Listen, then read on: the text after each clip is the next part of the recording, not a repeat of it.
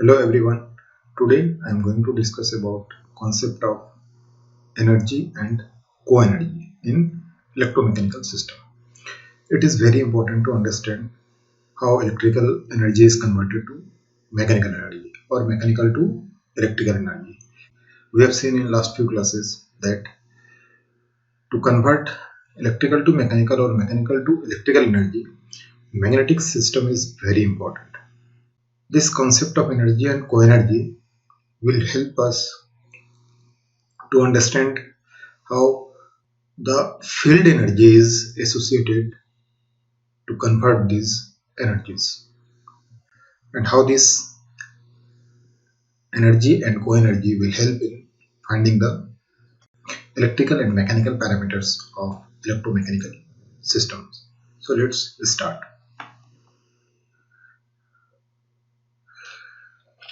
First of all, it is important to understand the electromagnetic energy conversion in motor and generator. Little bit we have discussed in earlier classes. Something more in detail we will study here. Now, motor and generators are used for continuous energy conversion. Continuously electrical or mechanical energy is converted from electrical to mechanical or mechanical to electrical via magnetic energy. For motor, electrical input energy is equal to mechanical output energy plus magnetic field energy plus losses in the system. That means in case of motor, we have to give electrical input and we have to obtain mechanical output. But this magnetic field energy will play a very important role to convert this electrical to mechanical energy. At the same time, there will be some losses in the system. These losses will be in electrical side as well as mechanical side at the same time across the magnetic system. For generator, mechanical input energy equal to electrical output energy plus magnetic field energy plus losses. As we know that same DC machine can be used as electrical motor or generator. So the expressions just electrical input energy is changed to mechanical input and mechanical energy is converted to electrical output energy. Now the co-energy. Co-energy has no physical significance, but it is very much helpful in finding the torque and force developed from the mechanical system. We know that magnetic field energy is expressed as half into L into I square. And this is the energy stored across the inductor. L is the inductance of the winding. So half Li square, I is the current flowing through the circuit. So this is the energy stored across the magnetic system. We have seen EMF induced is equal to N d phi dt is equal to d psi dt. Now, electrical energy input from the source minus resistance loss is equal to mechanical energy output plus friction and windage loss. So this friction and windage loss takes place across the mechanical system. And this resistance loss takes place across the electrical system. Plus increase in stored field energy plus core loss. And this core loss takes place across the core of the magnetic system. And this core loss consists of hysteresis loss and eddy current loss. Now this is the block diagram. Here electrical system, then this electrical losses we have to reduce, then net electrical input to this magnetic system. Across the magnetic system also some losses will be there, that is known as core loss or the field loss. After that, whatever energy is there, that energy will be fed to the mechanical system, and across the mechanical system also some losses will be there, that is your friction and windage losses. And this one is your net available output mechanical power from this electrical to mechanical system. The complete efficiency of the system is equal to mechanical output power divided by the electrical input power. So these losses we have to reduce. So electrical input minus losses is equal to your output. So this electrical energy input from the source minus resistance loss is equal to mechanical energy output plus friction and windage loss plus increase in stored field energy plus core loss. Now consider a time interval dt, a very small time interval dt, during which an increment of electrical energy dW. So dW is nothing but just change in, or you can say increase in, electrical input energy, and that can be done by changing the current flowing through the circuit, or we can increase the input DC voltage or input voltage. So the input voltage is increased, current will increase in, then this dWe we will get in an interval dt. Here for simplicity, excluding the I square R loss flows to the system. During this time dt, let dWf be the energy supplied to the field. So magnetic system is getting this dWf during that interval dt, either stored or lost, or part stored and part lost. And dWm, the energy converted to mechanical form. So net mechanical output is dWm during interval dt. It is in useful form or as loss, or part useful and part as loss. So complete mechanical output is dWm. So we can write dWe is equal to dWf plus dWm. So this is your equation number 1. dW is equal to dWm plus dWf. Electrical input in dt, this is your mechanical output, and stored field energy in that interval dt. Now, just to reduce the complexity of the equations, these assumptions are done. Core losses are usually small, and if they are neglected, then dWf will represent the change in the stored field energy. Similarly, if friction and windage losses can be neglected, then dWm will be useful mechanical energy output, or available mechanical output from the mechanical system. Now consider its complete system. Here, this side is your electrical input. So this electrical input, then this I square R loss, net input to this magnetic system.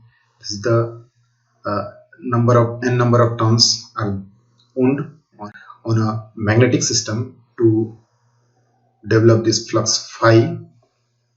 Now this portion and this portion of magnetic material, and this portion is held constant or connected with the help of a spring and a supporting structure. This is movable part. When this magnetic material is magnetized and strength is increased, or magnetic strength is increased, then it will attract this magnetic material toward itself. This is your G is the air gap. So force will be developed to attract this material in this direction, but only if sufficient amount of energy is fed to the system, or the sufficient force is developed to attract this system toward this side against this spring force. So consider the electromechanical system as shown in the figure. The movable part can be held in static equilibrium by the spring. Until and unless this Fm is more than this spring force, this part will not be attracted towards this electromagnet, or air gap length will remain constant. Let us assume that the movable part is held stationary. Initially, let's start with our discussion that this movable part is stationary and no movement is there, and enough amount of energy is not developed to attract this material this side. Then slowly we will move towards developing the force Fm more than this spring force, so that it will move in this direction. So step by step, let's proceed. Now the current is increased from 0 to a value I, as it is a variable source. Here current can be increased from 0 to suppose I, and at this current enough force is not developed to move this material towards this side, or air gap length will remain constant. So as the movement is not there, mechanical output energy is equal to 0. So from equation 1, so this was your so this is our equation number. dW is equal to dWm plus dWf. Now as dWm is equal to 0, so we can write dWe is equal to dWm. So dWe is equal to dWm. That means increase in input energy is equal to increase in stored magnetic energy. Now, if the core loss is neglected, all the incremental electrical energy input is stored as incremental field energy or magnetic energy. EMF induced already we discussed, and d phi dt, d psi by dt is equal to E. So this is the EMF induced E.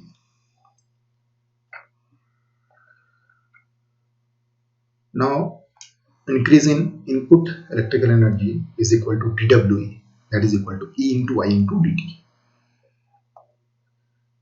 in time interval dt. dWe is equal to dWf is equal to I into d psi. From this expression we can write E is equal to E dt is equal to d psi. So E dt is equal to d psi, so I d psi. So increase in electrical input energy is equal to increase in stored magnetic field energy is equal to I d psi.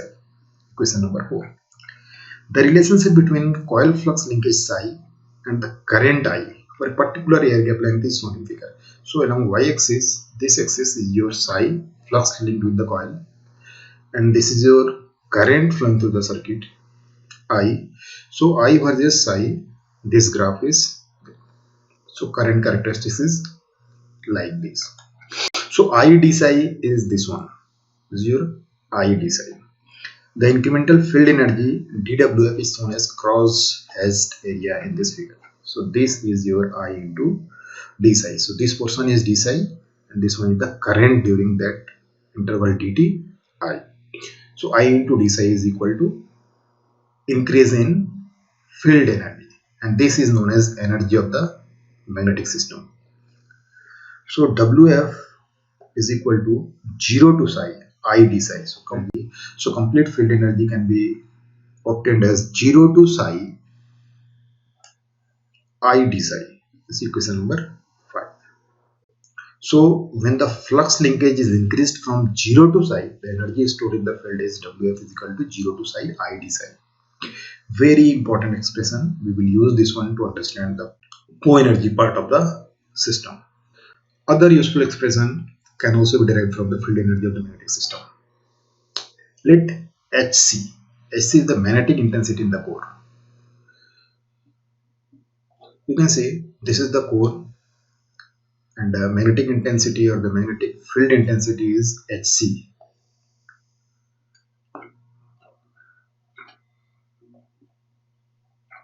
Hg magnetic intensity in the air gap. Hc can be written as B by mu c. Mu c is the permeability of the core material.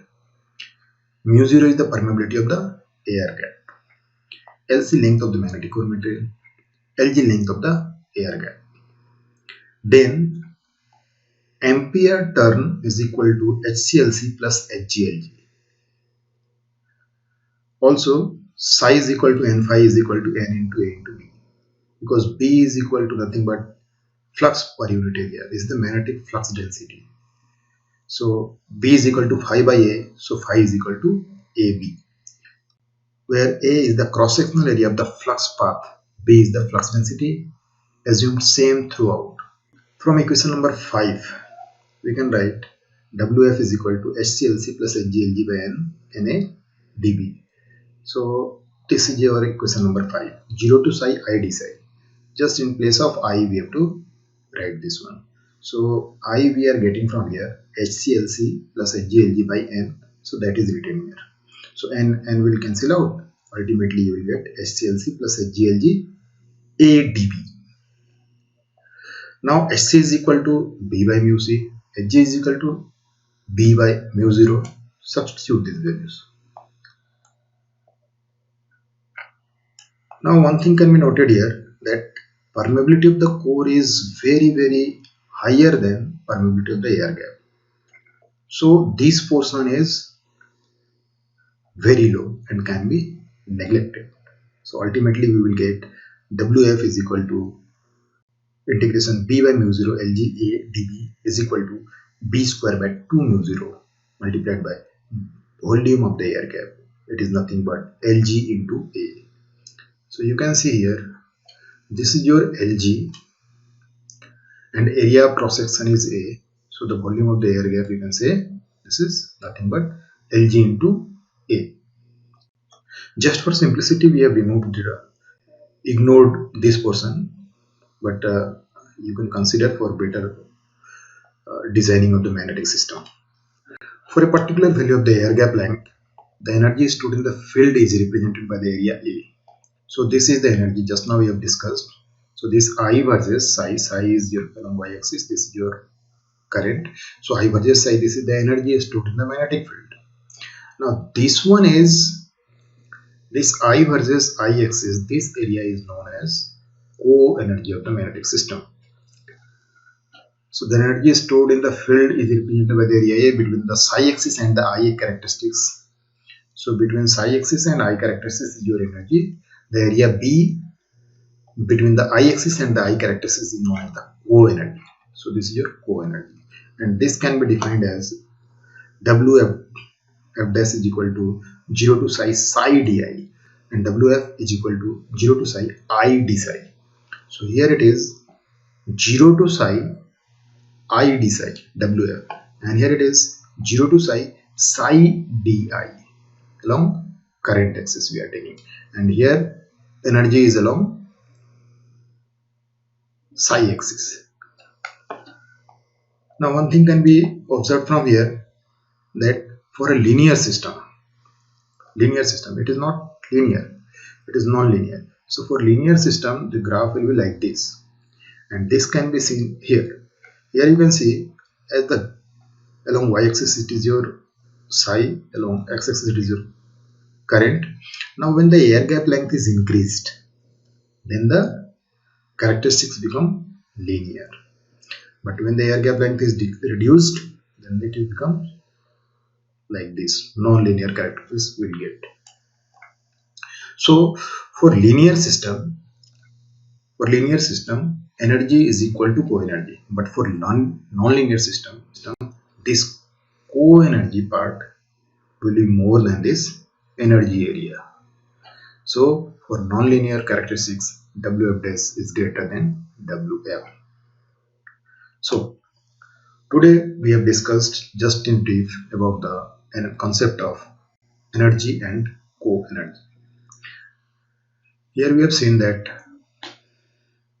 when the air gap length is increased, then the characteristics become linear one. But for lesser air gap length, the magnetic characteristics, or you can say I versus psi characteristics, is non-linear one. And in case of linear characteristics, co-energy is equal to energy stored in the magnetic field. Now there is no physical significance of co-energy, but it will be very much helpful in finding the torque and force in the mechanical system, that we will study in next class. Thank you.